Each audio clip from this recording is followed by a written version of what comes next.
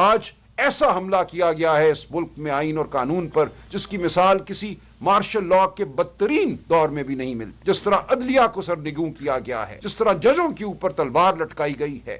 کسی بھی high court کے جج کو اٹھا کر آپ ایک کورٹ سے دوسری کورٹ میں پھینک سکتے ہیں. آپ سپریم کورٹ سے خائف تھے تو آپ نے سپریم کورٹ کو منہدم کر دیا، اس کو ایک ذیلی عدالت بنا دیا، کیونکہ سپریم کورٹ آئین کی بات کرتی تھی. سپریم کورٹ نے ملٹری کورٹس کے خلاف فیصلہ دیا. سپریم کورٹ نے کہا کہ ایک بوٹ میں بیٹھا افسر سویلین کی ٹرائل نہیں کر سکتا، اس کو سزا نہیں دے سکتا. یہ پوری دنیا کا متفقہ فیصلہ ہے. پاکستان آج واحد ملک ہے جہاں ایک آئین ہے جو عدلیہ کی بات کرتا ہے، انسانی حقوق کی بات کرتا ہے، جس میں سویلین کا ٹرائل فوجی عدالتیں کر سکتی ہیں. کوئی اور ملک ایسا نہیں کرتا. افریقہ کا کوئی ملک ایسا نہیں کرتا. لاطینی امریکہ کا کوئی ملک یہ نہیں کرتا. ان ملکوں میں بھی شورش ہے، ان ملکوں میں بھی دہشت گردی ہے، لیکن کچھ اصول ہیں جو پوری دنیا نے اپنا لیے ہیں. پاکستان آج پوری دنیا سے پیچھے کھڑا ہے. جب ہمارے سپریم کورٹ نے کہا آپ یہ نہیں کر سکتے، آپ کا آئین تو حرمت انسان کی بات کرتا ہے، آپ کا آئین ایک آزاد عدلیہ کی بات کرتا ہے، کیسے ایک افسر آزاد عدلیہ کا نعم البدل ہو سکتا ہے؟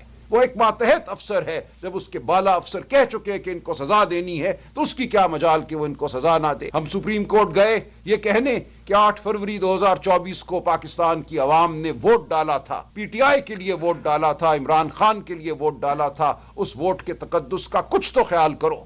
ہم سے 100 سیٹیں چھین لی گئیں، لیکن جو چھوڑی ہیں ان کے تناسب سے ہمیں ریزروڈ سیٹس خواتین کی اور اقلیتوں کی، غیر مسلم دوستوں کی تو دو، اور سپریم کورٹ نے وہ نشستیں ہمیں دیں. اس کی پاداش میں سپریم کورٹ کو ایک ذیلی عدالت بنا دیا گیا. 26ویں ترمیم آئی، پھر 27ویں ترمیم آئی. آج اس ملک میں ایک زبانبندی کا عالم. آپ میں سے کوئی بھی کھل کے بات نہیں کر سکتا. بات کرے گا تو پیکا کے قوانین ہیں، جے آئی ٹیز بنیں گی، آپ کو 10 سال سزا ہو جائے گی. آج ایمان حاضر مزاری اور ہادی ان کے علی ان کے میاں ہمارے سامنے ایک مثال. وہ وکلاء ہیں جو حق کی بات کرتے ہیں، جو مظلوم کے ساتھ کھڑے ہوتے ہیں. ان کے ساتھ کیا ہو رہا ہے؟ یہ کسی کے ساتھ بھی ہو سکتا ہے. یہ پورے معاشرے کو اشارہ ہے کہ تم سب محکوم ہو.